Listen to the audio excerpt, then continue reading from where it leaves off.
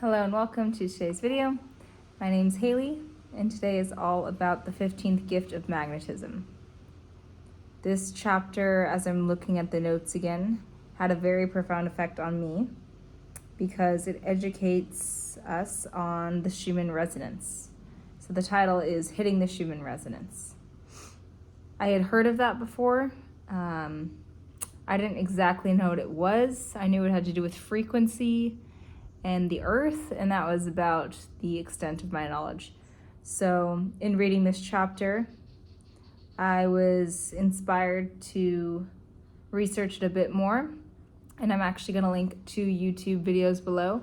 One short format one by a woman who is like glowing and explains it in a very truncated version, and then there's a longer hour-long digression about the Schumann resonance I'll also attach by a scientist. He's really well versed in it, and that one's a lot more scientifically satiating if you're looking for the kind of facts behind the Schumann resonance. But if you want to just simply know what it is, I recommend watching the 7-minute video that I'll link below.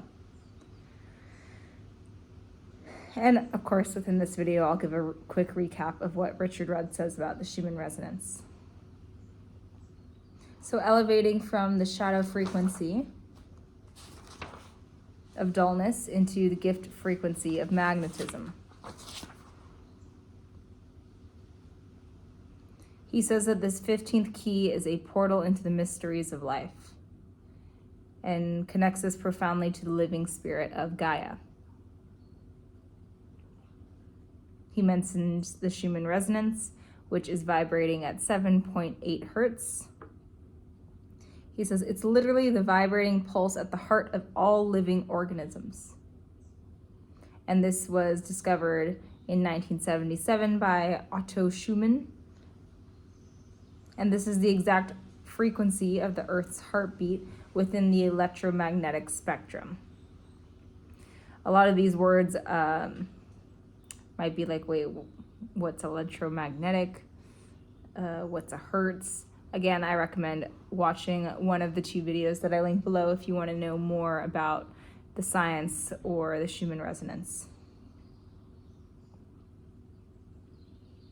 So this frequency that the Earth vibrates at, the Earth's quote-unquote heartbeat, to be poetic, is also found within every single living organism on Earth. That means humans. That means nature. Everything that's living, has life, is alive.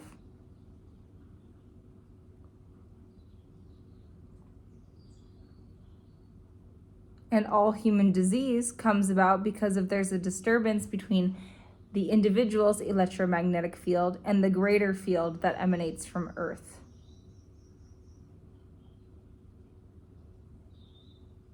Something's not lining up or resonating. There's a pattern interrupt. So this basically means that if, for instance, my frequency is not corresponding to the Schumann resonance, 7.8 hertz, then I'm out of kilter with the natural rhythm. I'm knocked out of homeostasis. I'm experiencing dis-ease or disease and illness. And quite literally, the chemistry of my physiology is out of balance. And this is what we call stress, anxiety, worry.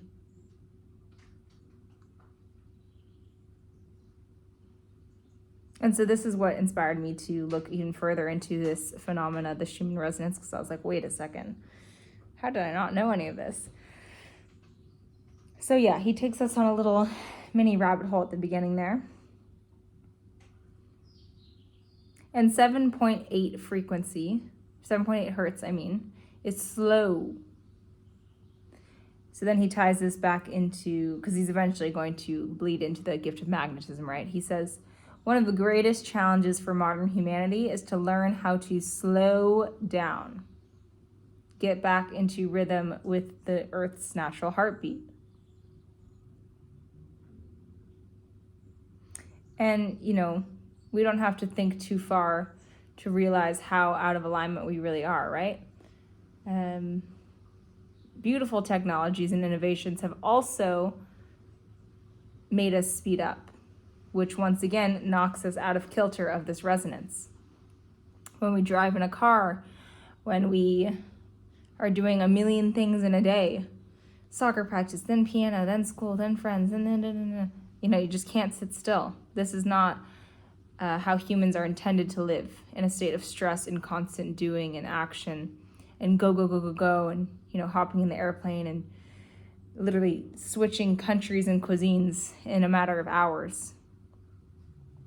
So the technology and the innovation of the current world has so many beautiful byproducts coming out of that, but also it's because of the overuse and perhaps abuse of this technology, this constant scrolling, this constant doing, that we've been almost permanently knocked out of the Schumann resonance, for the most part, right? For the most part, it's pretty normal to live in a state of stress or anxiety these days, which in reality, in truth, according to nature, is not normal. She has never been in a hurry. He's referring to Gaia, or the Earth's heartbeat.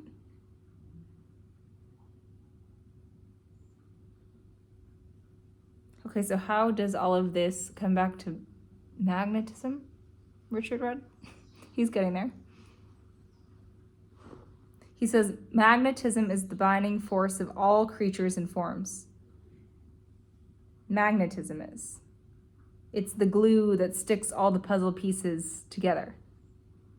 It's what connects me and you and me to this beautiful scenery I'm sitting in front of. It's what connects you to the ocean or the forest, connects you to your culture, and when you do hop in that plane and get to another culture, it's what connects you to those people over there. Magnetism is this invisible glue that binds us all together. And the more deeply an individual moves into the Schumann resonance, slows down, is present with their environment, not always utilizing technology to go, go, go, or do more, more, more, the more magnetic you become. So this is key. The slower you go, the more magnetic you become. This is what he's telling us. And let's just quickly talk about a magnet, like a real magnet.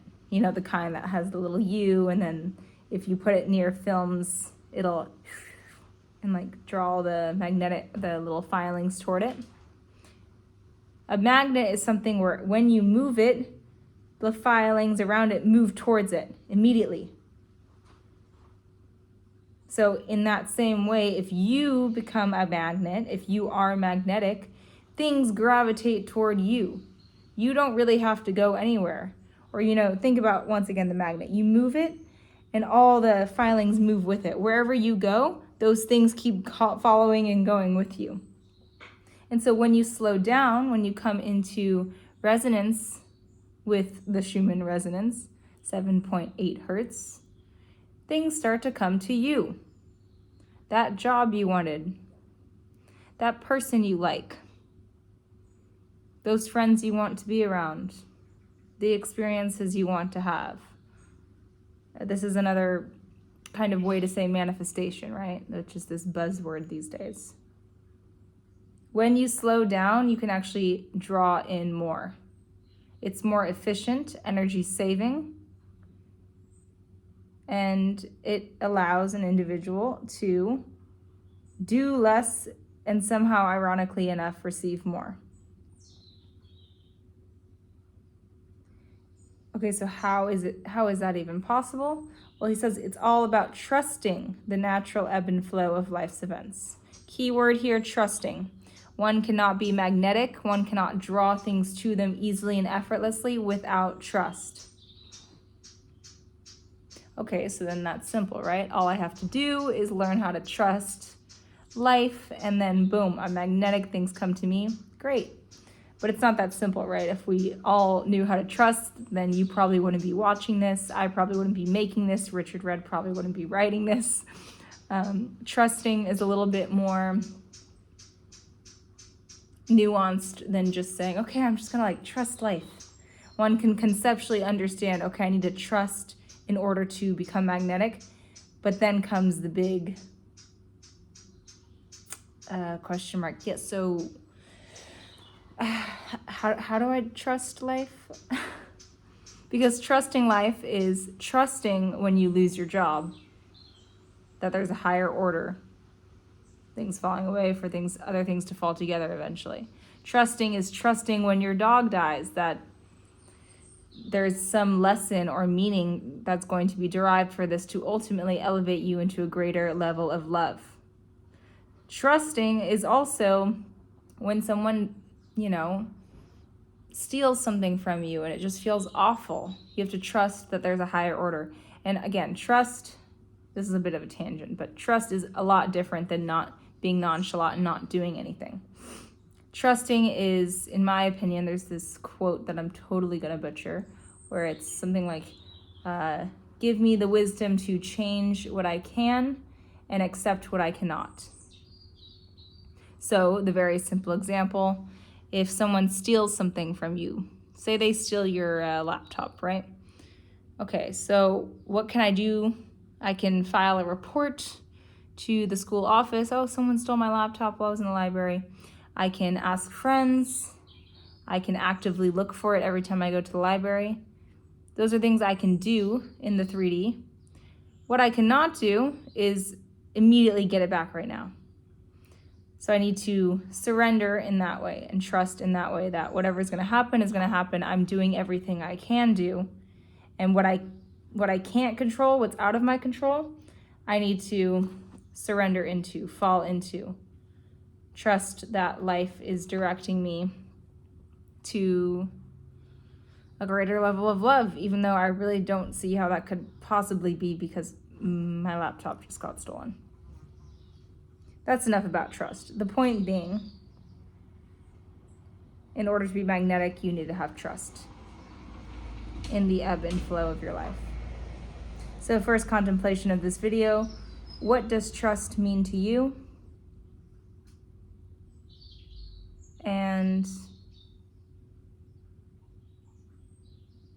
do you think that you currently trust life? It's a big question. And give yourself some examples, right? If you think that you do trust life, provide some physical 3D things that have happened where you believe that you've showcased trust. And then on the inverse, if you're like, I'm not very good at trusting life, I'm always complaining, worrying, wishing that one thing hadn't happened, contemplate the nature of trust and ask yourself how you individually, through your own point of consciousness, can start to cultivate that energy so that you can start to cultivate the magnetism that is the byproduct of it. He loops this back into the Schumann Resonance, saying that when an individual does align with this frequency of 7.8 hertz, your experience of time stops completely. So think of a time in your life when you felt like time stopped. Maybe it was, I don't know, when you're like 12 and you kiss a boy for the first time, or when you see like a really just beautiful view and you can't help but just, or maybe it was when you tasted something so delicious, you're like, wow. It's usually something like awe-invoking, and it kind of makes that memory feel like time stopped, like it could have lasted forever, but also it happened so fast. Like time just doesn't even make sense in your head if you think about that thing. This means you are in the Schumann resonance. And this is what being in the Schumann resonance perpetually will start to feel like. It will start to stop time in your experience. And if you've had one of these experiences, then you know that there's a lot of clarity and wisdom and kind of like a warm and fuzzy feeling to it of like everything's all good and everything's beautiful, and yeah, it just feels nice. And so this is also what you will start to derive as you resonate more often to the natural frequency, 7.8 hertz. And then I just made some notes here. What are some ways to start to lay the groundwork for moving more slowly? Because Richard Rudd even pointed out the main challenge here is that modern humanity doesn't know how to move slow. You need to move slow in order to be present. You need to be present in order to trust, and you need trust in order to be magnetic. So fundamentally, the question here is, how can I move slower? And some very simple things I brainstormed are, if I have the luxury and time to walk somewhere instead of drive, I should do that. Because walking obviously is much slower than driving. So if I can walk to the cafe that's a mile instead of driving, I should take that time and do that. I can write with my hand and a pen and some paper instead of type. I can write a love letter instead of type it. Or, if my boss is okay with me doing handwritten notes, I can do that instead. When I'm studying, whether it's YouTube content that you like or whatever, I can write instead of type. Another way to slow down is to talk in person to someone, not through the phone, right? Because when we're on our phone, we're talking to someone, half the time we're also multitasking, also cooking, cleaning, walking somewhere. Usually when you're talking in person to someone, you're either walking in conjunction with them or seated over a meal. You're giving them, once again, more of your presence, opening that valve of trust to lay the groundwork for the magnetism to flourish. And the last one I put here was, I can read instead of TV. So really, it's a conscious step away from technology so that I can choose to slow down and choose to resonate with my more natural rhythm.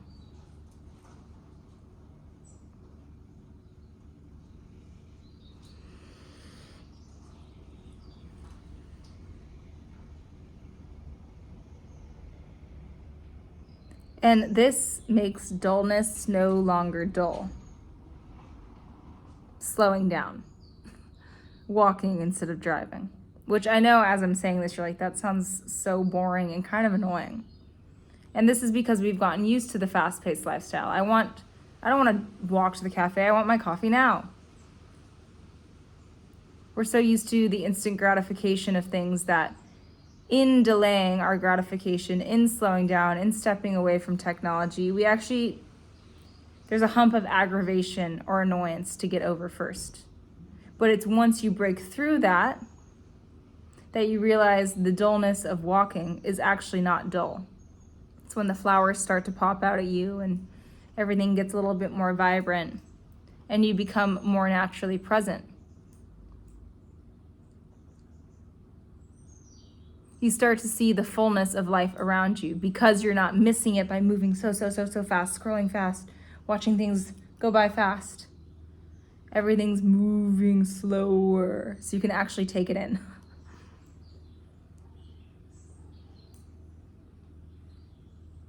And this also spurs a difference in attitude. And it's in that perception shift that, once again, the magnetic power is latently waiting.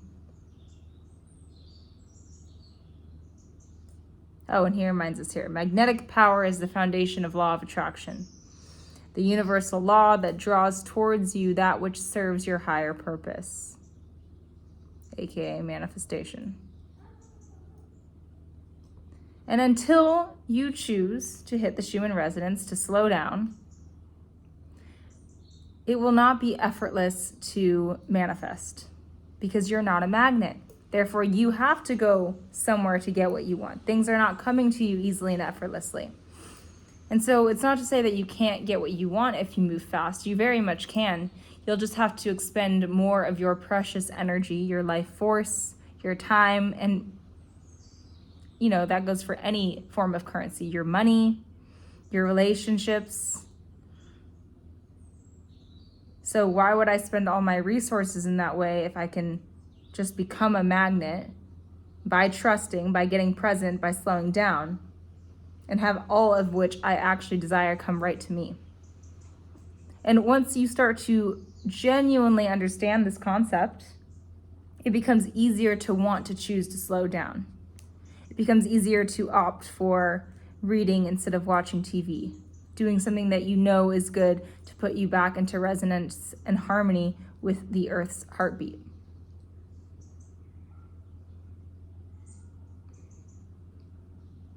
And he says here that a person who embodies this 15th gift of magnetism has a tangible physical presence. So second contemplation, or maybe the third, I don't remember how many I've offered. Who do you know that when they walk into the room, you're like, Jimmy's here? And you just know because Jimmy has such a magnetic presence around him. When Jimmy walks in, everyone wants to be around him. Maybe he's funny and he really knows how to listen, and he's light and he's silly and he's actually there when you're talking to him.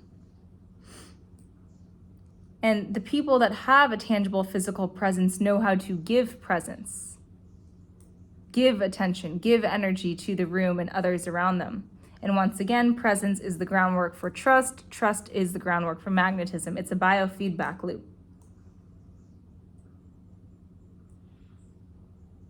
And he says there will be a physical glow of life force to this person. They're usually full of enthusiasm and openness.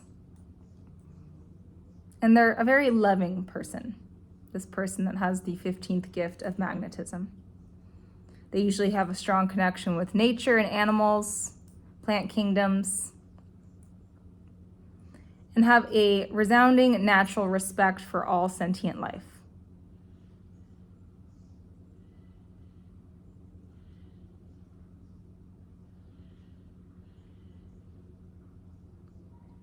Who do you know like that?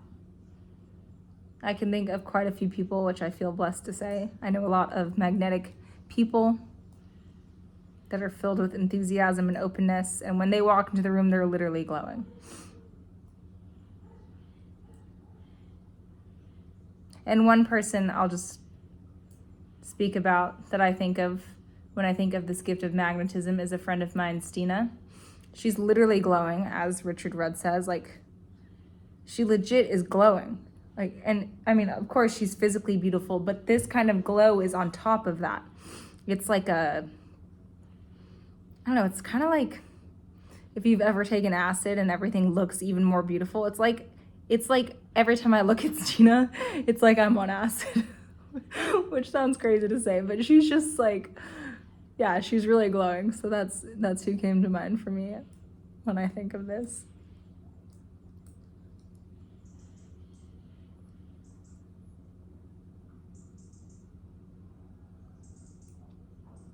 And he says here that,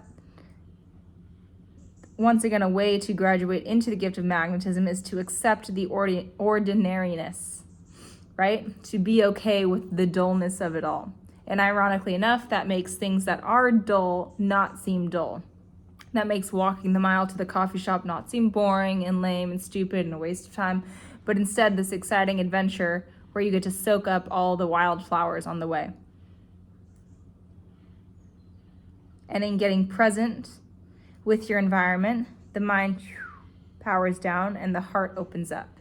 You're able to feel, receive, and give gratitude more easily to your surroundings, which once again, presence breeds trust, trust breeds magnetism. It's that loop.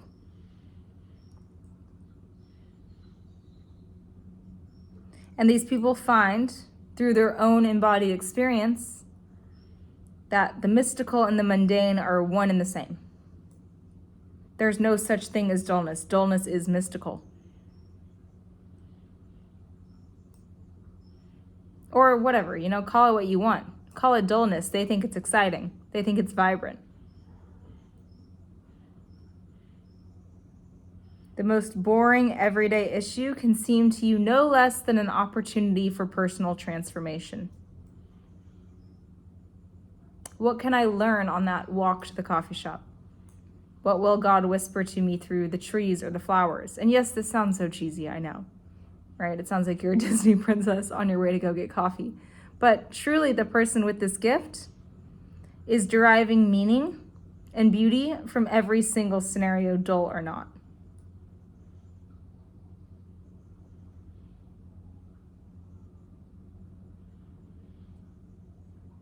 Ooh, okay, this line I'm simply just going to read. It's a banger. In order to find heaven, you never even need to walk out of your own door. Mic drop.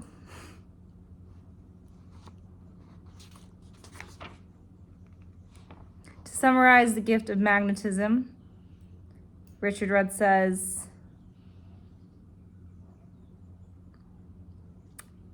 as being the power to influence and be influenced by means of aura. This is someone who's magnetic, the person who has the ability to influence everyone when they walk into the room positively, and also be influenced, right? They know how to listen actively when you're sharing a story.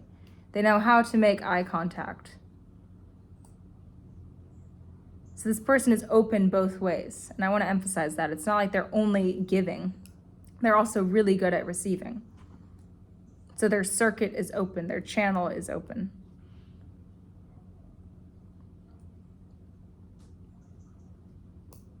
And this is kind of creating, as I said, a circuit of energy, an exchange of energy,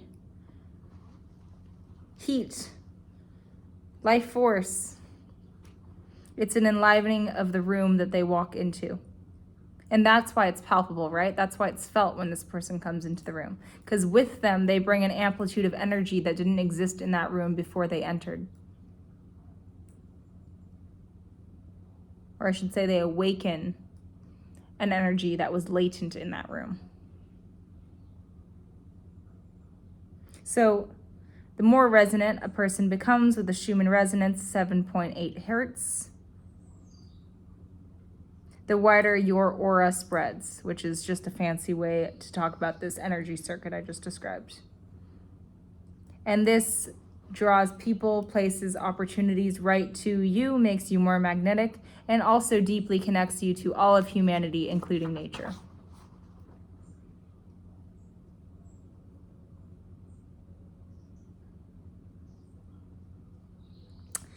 This last thought I'll leave you with, he says, as the frequency of your aura comes into perfect resonance, it interlocks with the Earth's grid itself, and your consciousness expands exponentially.